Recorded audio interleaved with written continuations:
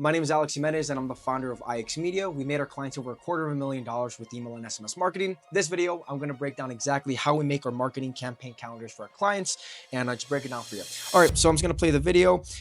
If you take a look at your screen, pretty much on the right hand side, you're going to see me actually creating a campaign calendar, just like a screen share. And then I'm just going to be narrating it, kind of giving my different points, and I'll reference it when I need to. All right, so the first thing I want to talk about is the types of emails we send out every month. So there's mainly 4 types of emails we send out: value tainment emails, SMSs, VIP emails, or sales-based emails. Now I'll break each one down in a little bit. So value tainment emails are the emails that we send out most of the time. So that's about 80% of the content and emails we send out are value tainment emails. Now what does that actually look like? Well, we're talking gift guides, how-to guides, mix and matches, which one is best for you, things that give, about the founder, origins of how your brand started, things that actually give value to the customer and they're like, oh shoot, this is actually something I didn't know. Those are value tainment emails. That's pretty much our whole methodology of sending emails out. Now, before we make our value tainment emails, which is about 80% of the content, we go into our sales-based email. Now, what is a sales-based email? Now, that's somewhere you're giving a discount off, you're mentioning like a big event or a holiday that's happening, and you're matching it with some type of promotion. A few examples that we like to do is $1 off, a percentage off, a free shipping, buy something, get one free, or just a free gift with your order, right? So those are some of the sales we like to make. Now, that being said, sales-based emails are the ones we send out only 2 to 3 times a month. You don't want to overdo it. I know some brands, they like to do, like, for example, 4th of July, like they'll hype it up for like 2 weeks, 3 weeks. We don't like to do that personally. I mean, it works in some cases, but what we like to do is just to kind of do like a blitz. So we usually run a sale for like the max amount of days is like 5 days, the absolute max. We'll usually run it for like 3 to 4, but that's pretty much what we do. And then the last 2 types of emails are VIP emails. Now, VIP email you could match with the sales-based email. These are emails that get sent out to people that are most engaged with your, pretty much with your brand. So we're talking they bought your product multiple times. They have, engaged with your emails multiple times. They've opened your emails, clicked your emails. They're just people that are really, really engaged with your brand. Now, we send VIP emails about once a month. No more than that is really necessary. But a good example of how do we use it is pretty much like, let's just say 4th of July is like one big sale we're going to do. The day before 4th of July, July 3rd, we'll do like an early access for people in that list. Right, and then the last one, SMSs. SMSs we only do about once a week. I'll quick little note about SMSs. Typically with those type of, pretty much because it's an actual text you get in your phone, we noticed that value tainment emails don't really work for that. People just get pissed off. You get the most amount of unsubscribes, and it just kind of bugs people, annoys people. What they really want to get is just sales-based emails. So we tried it out. Feel free to try it, but like that's our advice from what we tried. So again, just kind of match it with the sales-based email. 4th of July, you could do early access 4th of July with the VIP email, and you'll see kind of what I do in the campaign calendar.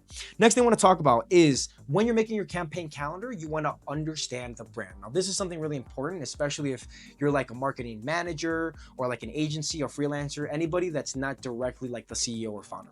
Now, what do I mean by understanding the brand? Well, before or as you're making your campaign calendar, go to a few different resources like your website, your social media, some of these different platforms, and just simply look at your data. Like look at what the audience is telling you. So for example, if I go to testimonials, if I go to reviews, what are the most common questions people ask before purchasing a product? Like FAQs, or if I go to reviews, what is the 1 or 2 things people love about my product that they can't get enough of? Another example of that is going to your website, literally just see about your brand, like look at the brand and say, okay, well, they use these colors and they like to talk about this and like to talk about this, and they're from this part of the world and they're from this part of the world, and they attract this type of audience. You go on Facebook ads library, that's a great way to do it. We always love to pair it up with like social media and Facebook ads for email calendars. And then you could also just go like, your social media, obviously, as I mentioned, that's a huge thing. I mean, I could honestly make a whole video just about social media, but pretty much that's the whole point. Now, some of the resources that we personally use, and I know I'm just giving you more context before I actually tell you like how we actually plan it out, is we use ChatGPT. It's going to be your best friend, I guarantee you. So honestly, if you're doing the least amount of effort, you could just ask ChatGPT, hey, give me 15 ideas for a brand that sells XYZ, and then just give them your website. It's okay to be number 2. It's okay to be like this. No, but like, it's just that we tried in the past, it does not work. But pretty much you could use ChatGPT. We like to do it in conjunction with some of the other ideas we're coming up with. And yeah, you can use ChatGPT, website, and then you. Now, this is more for like the brand owner or founder. If you're the person actually running the company, this is a huge thing you could use. Like you are the biggest resources of your company. You know the brand in and out. You know the brand, friggin' everybody who buys from you. You know who's your target audience. You know your TAM. You know your ICP. You know everybody, right? So you are the best resource for your emails, and then you just come up with ideas organically. I'll tell you a little secret that we like to do as we're creating the emails to give you even more ideas that come organically, but I'll get to that in a second. Okay, formulating the calendar. How do we do this thing? Okay, so the way we do it is we first start off with sales-based emails. The reason we do that is because that's going to determine all the other emails that we're going to make. So those 2 to 3 sales-based emails that we're going to make, let's just say for this, for this calendar, Glido Reyes, that's the brand we're using. It's like a boxing brand. They make like beautiful gloves. I got punched by them, so I know they work. But the point is, for Glido Reyes, they're like a boxing brand. Boxing brand. They fight a lot. So what we're doing is a 4th of July fight for freedom type of calendar. So the whole theme is we're going to match the 2 sales-based emails with fight for freedom, right? Get 15% off, $15 off, whatever. But pretty much make the whole thing fight for freedom, and all the other valuetainment emails, all the SMSs, all the VIP emails that are going to go out after that are pretty much going to be surrounding that, that main theme. So for example, in the calendar, you're going to see me typing like, 3 tips from Julio Cesar Chavez to get people motivated to, break out of just, be in the comfort zone and step into the gym. Another one we're going to make is the science behind how a glove was made, the freedom of, okay, I'm actually going to get, use these gloves and actually fight somebody, professionally or whatever. But pretty much you want to match the actual sales-based email and create a whole theme around that. So for Black Friday, I'll just quickly give you this one more example, just so you can relate. For Black Friday, a lot of the times we'll know like, okay, we're going to launch 3 sales-based emails, on Black Friday, Cyber Monday. But then all the emails before that from, November 1st, like whenever Black Friday is, we're making them all about gift guides for dad, gift guides for mom. If I was making one for Glido Reyes, I would do like, what boxer are you? And what I would do is I would say, okay, what boxer are you? Are you a brawler? Are you a dancer? Are you a counter puncher? And then what I'm going to do in the email is say, okay, if you're a counter puncher, get these gloves because you got to have fast gloves. If you're going to be a dancer, get these shoes because they're going to, help you with your agility. If you're a brawler, get this headgear. And what we're doing is we're priming people because we're giving them information like, okay, I am a brawler, so I'm going to need this headgear. Then as soon as those Black Friday, Cyber Monday emails come in, then they're going to be like, shoot, man, I keep seeing emails from them. They're giving me value. They're keeping me, they're keeping me entertained. They're giving me more facts about boxing. Oh, shoot, they mentioned that I'm a brawler. Or I figured I'm a brawler, so I'm probably going to need a good piece of headgear. It's 20% off. That's a good deal. I'll buy it. So what you're doing is all the valuetainment emails, again, they're in conjunction with your sales-based emails. They're priming people up so that when the sales-based email comes, smash out of the park and you make the sales. Next thing, so we start with sales-based emails, then we go into VIP. Perfect example of this, as you could see on the calendar, is we do like the 2 sales-based emails, a 4th of July email, and then like an out-of-stock type of email. But before the 4th of July email, you're going to see that little green box, and then that's going to be early access for our VIP emails. FYI, just like I should have mentioned this earlier, but green represents the VIP emails, yellow represents the yellow represents the SMS emails, the blue represents valuetainment emails, and then finally the pink represents sales-based emails. We've launched so many of them, but we use so many different colors, so that's why. Anyways, so after you go into your VIP emails, then we like to fill it up with the 2 SMSs. I mean, this is a quick little tip. If you're going to have 2 sales-based emails in 2 different weeks, then obviously you could just do 1 SMS the first week, mentioning the main sale, and then the second SMS in the second week, so that way you're kind of just making it easier. And then also thing I wanted to mention is after you do the SMSs, about 4 of them once a week, then we go into the valuetainment. And again, these backfill everything else from the sales-based emails, the VIP emails, and the SMSs. Now, again, this is a general outline. I always like to say, do whatever you want, like whatever works best for you. This is just what we do and what works for us. So that's a little tip. All right. One thing I wanted to mention is how to use your best emails. So I'm kind of going more into like the strategy point of it, but I hear a lot of founders just from like social media, and I've talked to founders obviously in the past now, and a lot of the times, especially if I'm working with them, they'll be scared to like maybe reuse some of the best performing emails. I'll put it to you this way. If a best performing email worked in the past, it's because it was a best performer. That means your audience likes to receive those emails. And what that means in the future is when you're scared, like, oh shoot, man, you may not be scared, but you're like overwhelmed, like, dude, I don't want to overwhelm my customers with the same type of format. If you're not doing it like every single day, if you're doing it once a month, once every 2 months, and you're reusing the best type of email format you used in the past, people aren't going to get pissed off. They're going to like it because they've shown they like that email in the past. It was a best performer for a reason. Now, what you got to do is repackage it and make sure it matches with the theme of the brand this month or whatever month you're in. But again, don't be scared to like reuse some of the best emails you've done in the past. Just rebrand it, repackage it, and just make sure it continues to look good.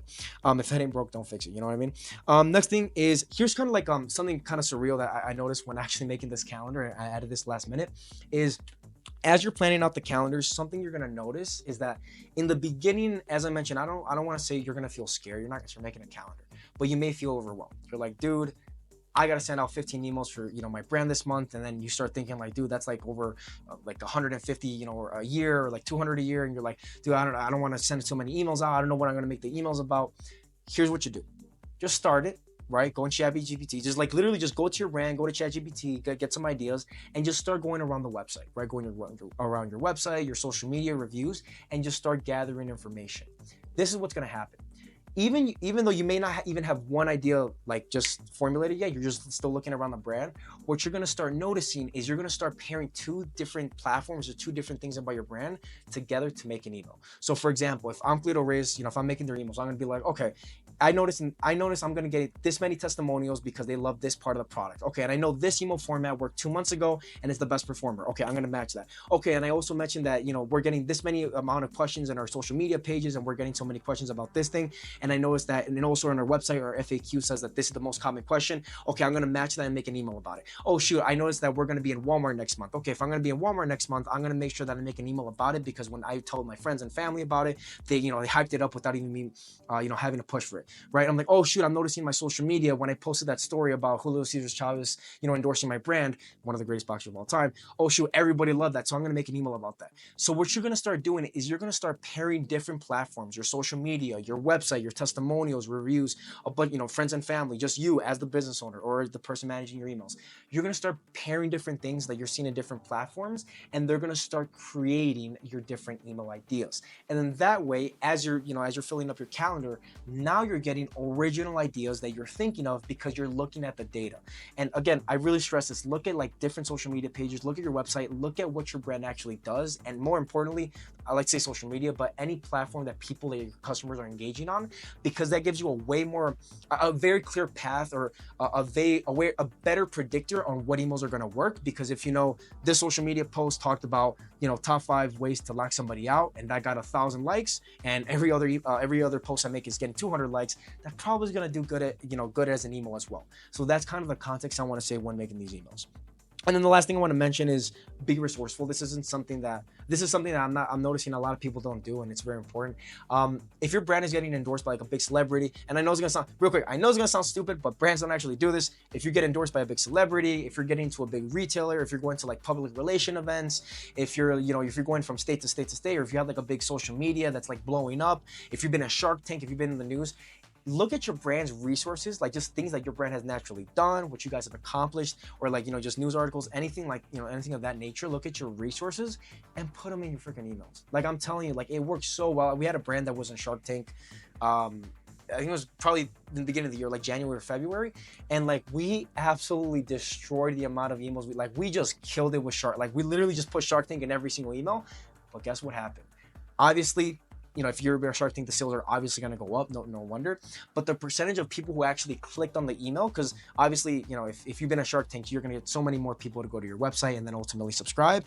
But from people that actually end up subscribing to your emails, obviously some of them are going to have to open them, maybe 50% open them, and out of that 50% that opens it, only 1% actually clicks on the email. What we notice is not only that we get more people to go on the emails themselves because we have more traffic, but the click-through rate, the amount of people actually clicking on the email, skyrocketed as well. Because what happened is people that didn't see them on Shark Tank, the original, because I think we doubled the list, so the other list that didn't see them on Shark Tank, they're like, oh shoot, they were on Shark Tank, I didn't know that. And then that builds a lot more trust with your brand and gets them to convert. But anyways, that is how we make our campaign calendar. I wanted to give you guys like a pretty much broad overview. If you have any questions, let me know. I just want to kind of touch on each topic. Again, quickly to wrap it up before you leave. Number one, The 4 types of emails we send out: valuetainment emails, about 80% of your content, 10 to 12 depending on your brand. SMSs once a week, only make them about your sales, don't make them about valuetainment. 1 VIP email a month, and then 2 to 3 sales-based emails a month. Make sure to include different resources from your brand, like I mentioned, PR articles, news articles, anything like that, include them in your brand. Make sure that when you're making your actual email designs, don't get overwhelmed, like you don't know what you're gonna do. Just look at the data, like actually look at the data, look what people are engaging with the most, and take inspiration from those pieces and formulate them into an email. And then lastly, when you make your emails, which is the most important part that I did not mention, make sure you actually put care and thought of it. Just don't put random stuff that people aren't going to care about. Make sure they actually give value. Anyways, my name is Alex Jimenez. Hope you enjoyed that video. If you have any questions, let me know. Bye. Oh, and by the way, if you want to maybe get some help with your own emails on a 100% performance basis, click the first link in the description. Happy to see if we can help. Here's how we make our clients' campaign calendars at IX. My name is Alex Jimenez. My name is Alex Jimenez. I'm the founder of IX Media, which made over. My name is Alex. My name is Alex Jimenez. My name is Alex Jimenez. Oh my gosh.